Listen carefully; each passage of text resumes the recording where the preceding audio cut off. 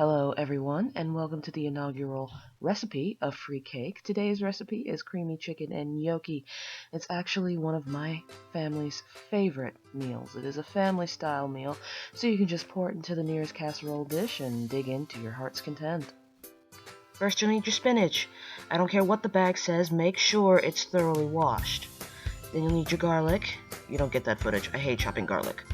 Then you'll need diced onions and diced mushrooms.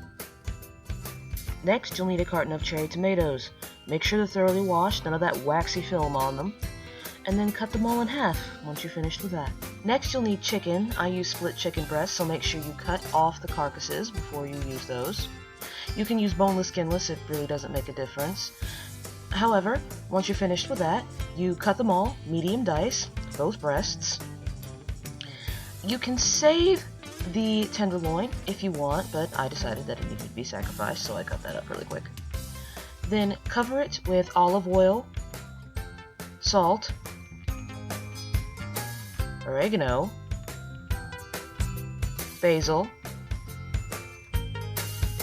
and sage, and mix thoroughly. Don't be afraid to get up in there. Doesn't matter how dirty your hands are because you can always wash them. It should look like that when you're done.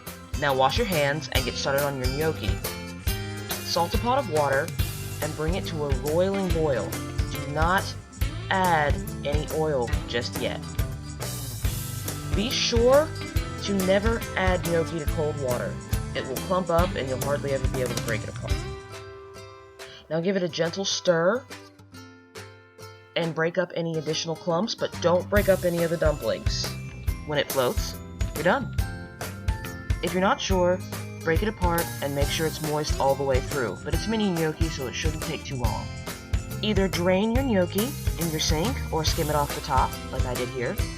Before you set it aside, add some oil and give it a thorough stir so it won't stick together. Now fresh parsley is purely optional but recommended, so cut off your stems and chop, and chop, and chop, and chop, until it looks like this. While you keep your other seasonings on hand, bear in mind that chefs use kosher salt for a reason. Iodized salt has a metallic aftertaste to it. What I'm using here is some leftover Riesling from dinner, but feel free to use anything from cheap table wine to Chardonnay. This is about a cup, and I use all of it. So when you add your heavy cream, be sure to add an amount proportionate to the wine you're using. So if you're using about a cup of wine, use about a half a cup of heavy cream. Cook your chicken, cover the bottom of your pan in olive oil, or you can use vegetable oil. I like olive oil for the taste. Don't fill your pan, you're not frying this chicken. When your oil is hot, add your chicken. Do not add your chicken to cold oil. If it sticks, don't panic. Just let it sit and then give it a nice little stir. If there's stuff stuck to the bottom, don't worry about it. You're going to need that later. When your chicken is cooked all the way through, remove it from your pan. Don't just dump it into the bowl. You need to reserve as much oil as possible. So use a spoon. You see all the stuff at the bottom? That's called fond. Don't get rid of it. You're going to need all that extra deliciousness for your mushrooms and onions. And when you introduce those to your pot, give those a nice little stir.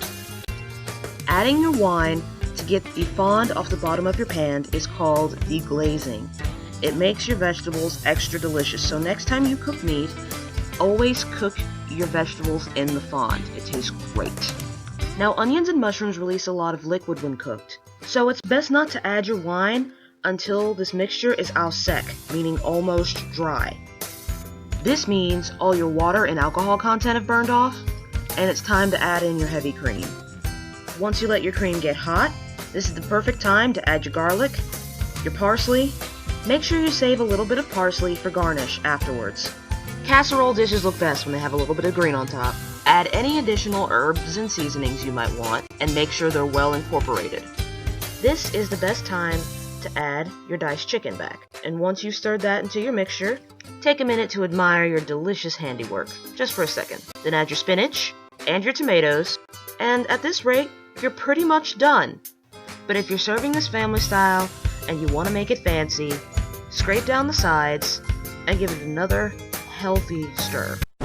Now prepare yourself for some gratuitous, sexy, wrist on spoon action. You see that wrist? That is a sexy wrist. You know what that sexy wrist wants you to do?